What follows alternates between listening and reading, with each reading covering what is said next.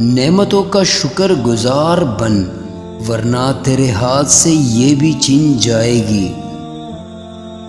علم دل کو اس طرح زندہ کرتا ہے جیسے کہ بارش سخت زمین کو۔ قول بے عمل اور عمل بے اخلاص ناقابل قبول ہے۔ عمل صالح وہ ہے جس میں لوگوں کی ثنا کی امید نہ رکھی جائے۔ اے عالم، اپنے علم کو دنیا داروں کے پاس اٹھنے بیٹھنے سے میلا نہ کر۔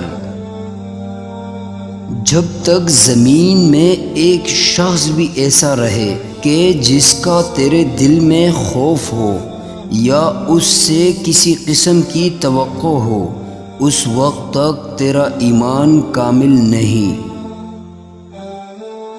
دوسروں کو خوش رکھ کر جو خوشی حاصل ہوتی ہے، اس سے بڑھ کر کوئی خوشی نہیں۔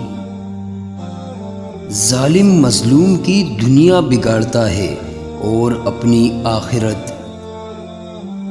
وہ جلد پکڑ جائیں گے جو دنیا کے عوض اپنی آخرت برباد کرتے ہیں۔ اگر تم دنیا اور آخرت میں خدا کی صحبت کے خواہش مند ہو تو سکون، خاموشی اور گنگا رہنا لازم جانو۔ آخرت کو دنیا پر مقدم رکھو، دونوں میں فائدہ ہوگا، اور جب دنیا کو آخرت پر مقدم رکھو گے تو دنیا میں نقصان ہوگا۔ تمہارے سب سے بڑے دشمن تمہارے برے ہم نشین ہیں۔